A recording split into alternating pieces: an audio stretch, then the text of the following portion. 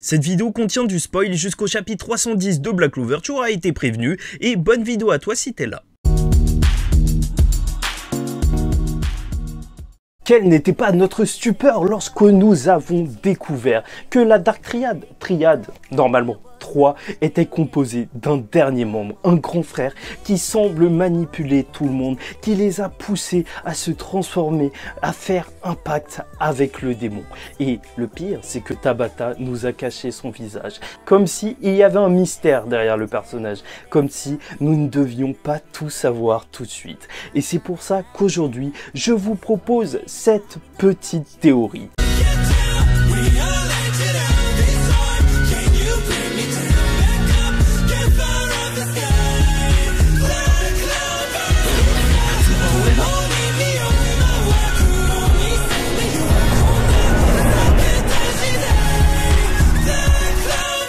Mesdames et messieurs, ici Chage et aujourd'hui nous allons voir comment le dernier frère, le grand frère de la Dark Triade pourrait être Maurice, ce personnage tout autant intriguant.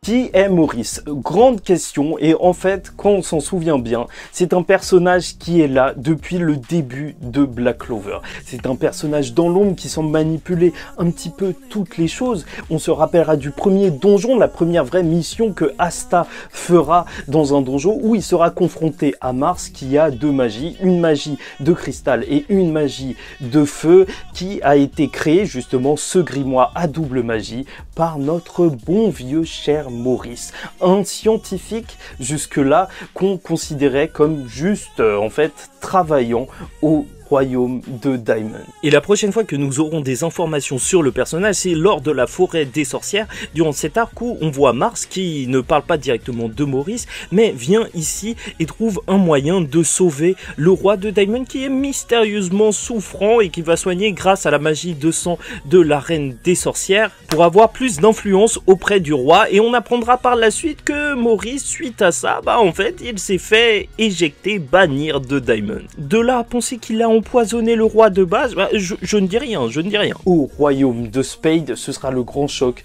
puisqu'il accompagnera la Dark Triade pour les rendre beaucoup plus forts, puisqu'il travaillera sur le corps de Dante avec des expériences, mais surtout qu'il accélérera tout le plan et la catastrophe liée à l'arbre de Kifrost, et en plus avec des marques, et pas n'importe quelle marque, des marques qui montrent qu'il est lié maintenant à un démon, mais peut-être plus que ça, puisque ces marques ressemblent à celles de Dante, donc peut-être même au roi des démons. Ce qui a été confirmé au chapitre 311 de Black Clover. Mais parlons justement de la Dark Triade, parce que pourquoi ça pourrait être leur grand frère? Alors au départ, la Dark Triade, on nous l'avait présenté un petit peu sans but, et ça, c'est quelque chose que beaucoup de personnes avaient du mal à digérer. Des personnages qui étaient en fait assez littéralement machiavéliques, psychopathes, et j'en passais des meilleurs. Tu connais le schéma de la Dark Triade en psychologie dont s'est inspiré Tabata pour créer les personnages, mais surtout, en fait, quand ils expliquaient leurs objectifs, c'est vrai qu'on pouvait être assez peiné de voir que c'était juste des malades mentaux, en somme, qui voulaient juste s'occuper de rendre le monde un petit peu plus fun en rajoutant des démons. Youpi! Et depuis même le début de leur introduction, c'est comme s'il y avait quelqu'un derrière eux. En fait, dès qu'ils ont expliqué que dans 6 mois, ils attaqueraient, même le Dante ne semblait même pas savoir réellement pourquoi il devait attendre 6 mois, comme s'il y avait des choses qui lui échappaient. En plus, quand Lucifero parle de Dante dans le chapitre 311, on sent une forme de mépris envers lui. Après ça, ce n'est qu'une supposition. Mais c'est vrai que les personnages sont devenus beaucoup plus intéressants, et surtout Zenon, en fait, principalement Zenon, lorsqu'on a eu son histoire, comme quoi il était réticent justement à faire un pacte avec un démon, qu'ils avaient un grand frère, que lui avait le plus grand potentiel des trois, et qu'il a succombé en voyant son meilleur ami mourir de sa propre main pour protéger le royaume de Spade. Ce qui nous a montré que, en fait, le réel but de la Dark Triade, c'était pas juste le fun, et encore heureux, mais c'était de faire renaître l'humanité sous une forme où il n'aurait plus besoin de s'inquiéter de la mort.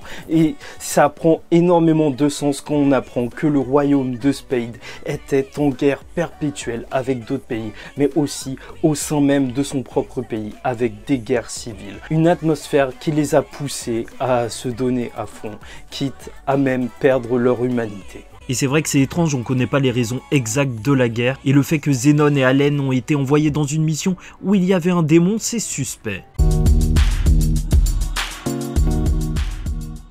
Alors c'est là qu'on en arrive au point clé de cette théorie, parce que là c'est vraiment la théorie, le cœur de la théorie. Maurice est possiblement un manipulateur. En tout cas, c'est une personne très intelligente. La seule chose qu'on a vue de lui, en fait, d'un possible pouvoir, c'est qu'il a extrait des souvenirs, des données de l'Européchica. Et peut-être que c'est anodin, mais à partir de là, on peut se demander quelle est la magie de Maurice. Est-ce qu'il a une magie liée justement au cerveau, à l'esprit, aux souvenirs, puisqu'il peut en réalité justement manipuler un petit peu tout ça et extraire des informations de l'Européchica. Une magie qui s'est confirmée être une magie de reconstruction, quelque chose d'encore plus énorme puisqu'elle n'agit pas juste sur le cerveau, mais même sur les éléments environnants.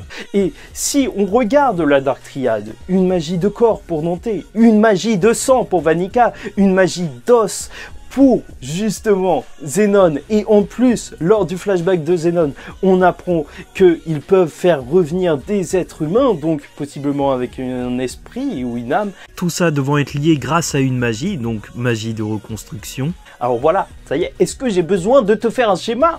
Est-ce que Maurice pourrait être cette autre personne? Et là, je vais m'arrêter dans la vidéo juste pour te dire, n'hésite pas à commenter pour me donner ton avis sur ça, parce que là, je vais aller vraiment beaucoup plus loin et je sais que ça va être complètement barré. C'est pour ça que, voilà, quatrième frère grâce à sa magie, ok, oui ou non.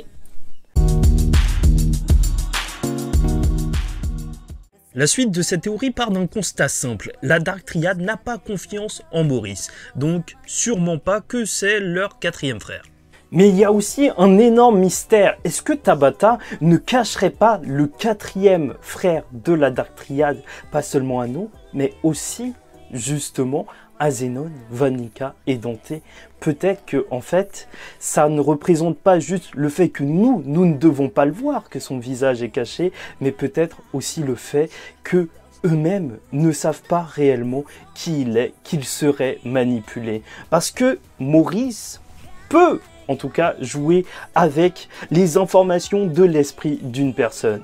Et de là à penser que Maurice pourrait être apparu et aurait pu manipuler comme il l'a fait depuis le début de la série, un petit peu caché dans l'ombre, certes pour des événements mineurs, mais cette fois pour des événements beaucoup plus gros, la Dark Triad, pour les rendre alliés des démons, en leur faisant penser qu'un grand frère existe réellement, un petit peu à la manière de Gopher qui avait manipulé l'esprit de tout le monde dans Nanatsu no Taizai, en justement faisant passer Maël pour Estarossa. Est-ce que Maurice n'aurait pas créé à l'intérieur de l'esprit de la Dark Triad ce quatrième grand frère qui les aurait poussés à aider les démons? On notera d'ailleurs que Maurice semble avoir un lien particulier avec les démons, puisque lorsqu'il utilise justement ce mode démoniaque, étrangement, il a des marques, mais il n'a pas les cornes qui normalement doivent apparaître, comme Julius l'avait dit, la malédiction de Weg. Donc on pourrait même se demander si Maurice a un lien vraiment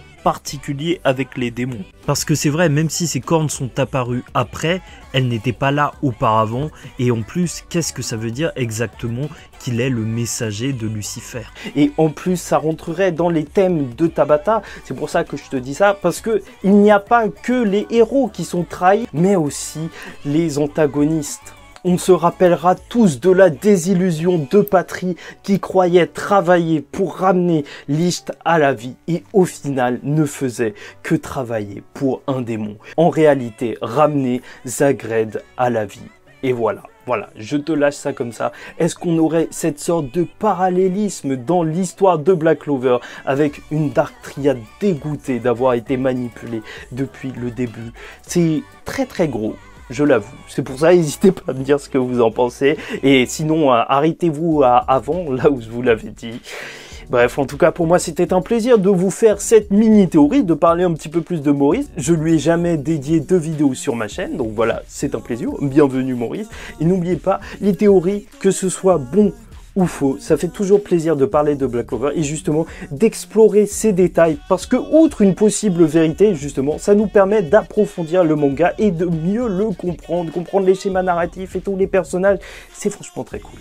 Bref, n'hésitez pas à liker ou disliker la vidéo si ça vous a pas plu et abonnez-vous si vous n'êtes pas abonné. En attendant la prochaine vidéo Black Clover, je vous dis ciao tout le monde, faites très attention à vous et surtout, paix sur vous.